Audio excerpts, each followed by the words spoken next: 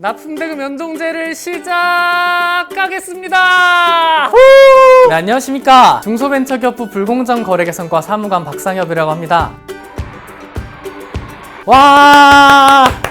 제가 납품대금 연동제 시행의 의미에 대해서 여러분께 먼저 말씀을 드려보도록 하겠습니다. 그동안 원재료 가격 상승의 부담을 중소기업이 오롯이 부담을 하였습니다. 특히 코로나19 팬데믹과 우크라이나 전쟁 등으로 국제 원재료 가격이 급등하였을 때 중소기업계에서는 영업이익률 감소는 물론이고 심한 경우 폐업까지 고려하는 경우가 나타났습니다. 이러한 문제는 오래전부터 발생했던 문제로 그러한 문제 해결을 위해서 중소기업계에서는 납품대금 연동제의 도입을 강력히 요청해왔습니다. 그리고 이제 중소벤처기업 부에서는 납품대금 연동제를 시행하게 되었습니다. 납품대금 연동제의 시행은 대기업과 중소기업이 함께 성장할 수 있는 공정한 거래 문화의 시작을 의미합니다. 납품대금을 제값받는 것은 어느 한쪽에게 유리한 것이 아니라 대기업과 중소기업 양쪽이 모두 공정하게 원재료 가격 연동의 위험을 분담하는 것을 의미합니다.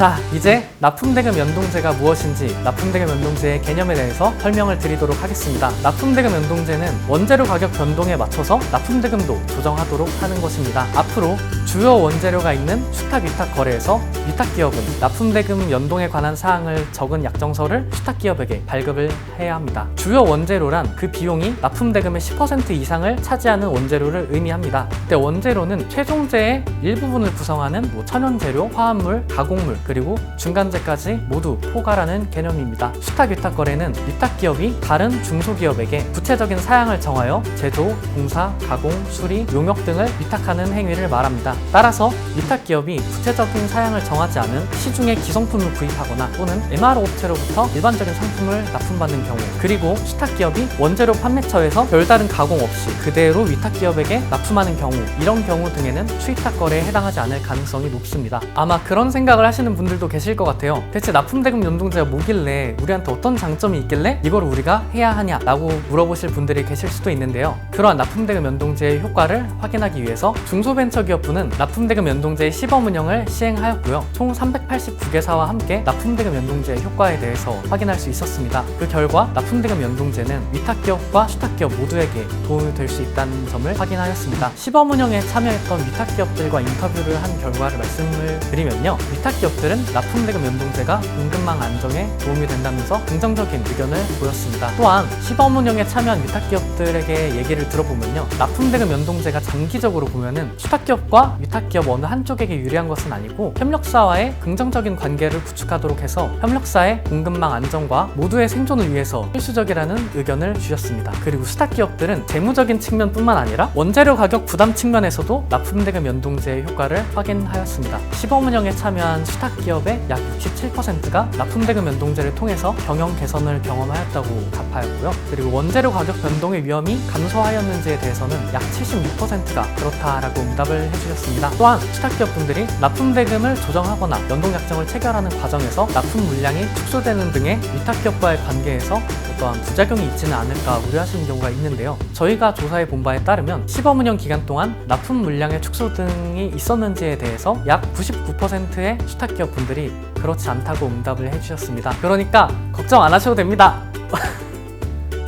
다음으로 납품대금 연동제가 현장에서 제대로 운영되기 위해서 중소벤처기업부에서 과태료와 벌점 등 제재 처분을 마련하였는데요. 당연히 그럴 분들 없으시겠지만 일단 설명을 드리도록 하겠습니다. 만약에라도 위탁기업이 연동에 관한 사항을 약정서에 적지 않고 수탁기업에게 발급하실 경우에는 과태료 1,000만 원이 부과될 수 있고요. 벌점은 제재 처분에 따라서 1.5점에서 2.0점 사이에 벌점이 부과될 수 있습니다. 또한 연동제의 적용을 부정한 방법으로 회피하는 탈법 행위의 경우에는 최대 5천만 원의 과태료가 부과될 수 있고요. 그리고 최대 5.1점까지 벌점이 부과될 수 있도록 하였습니다. 특히 무산 벌점이 5점을 초과하는 경우에는 공공조달 입찰 참가 자격이 제한될 수 있으니 유의하시기 바랍니다. 절대 그러시면 안 돼요. 다만 연동약정을 이제 성실하게 이행해 주시는 분들을 위해 가지고 납품대금 연동제 도입 실적에 따라 연동계약 체결 비율 그리고 연동 우수기업에 선정되는 경우 벌점을 최대 2점까지 경감할 수 있도록 규정을 마련하였고요. 최근 3년 이내에 납품대금 연동 우수기업으로 선정되신 분들께는 과태료 금액의 50%까지 감면이 가능하도록 규정을 마련하였습니다. 2024년에는 현장에서 납품대금 연동제가 제대로 작동하는지 확인을 하기 위해서 저희는 납품대금 연동제 익명제보센터와 수탁위탁거래 실태조사를 통해서 현장을 점검하고 문제되는 업종 또는 기업군을 대상으로 납품대금 연동제 특별 특별 직권 조사를 시행할 예정입니다. 그리고 수탁 위탁 기업 여러분은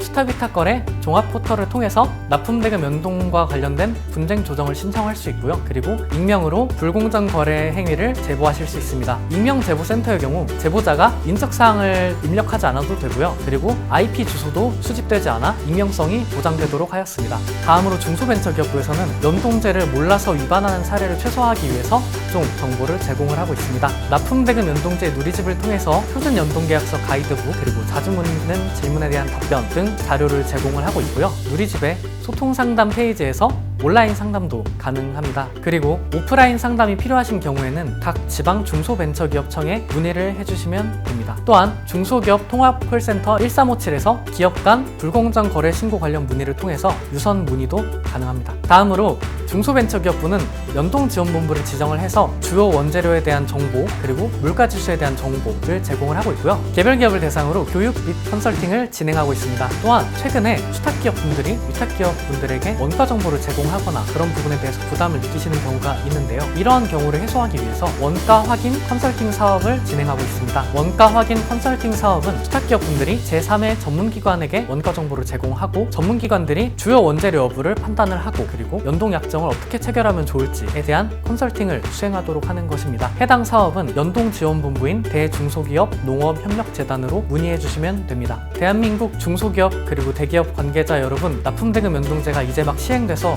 부담스러우실 수 있다고 생각합니다. 하지만 우리가 함께 노력하고 이뤄낸다면 공정한 거래 문화를 달성할 수 있을 것이라고 생각합니다. 대한민국 글로벌 경쟁력을 위해서 꼭 필요한 납품대금 연동제 여러분들이 함께 해주시길 부탁드리겠습니다. 대한민국 기업이 세계에 우뚝 서는 그날까지 중소벤처기업부에서 응원하겠습니다. 파이팅!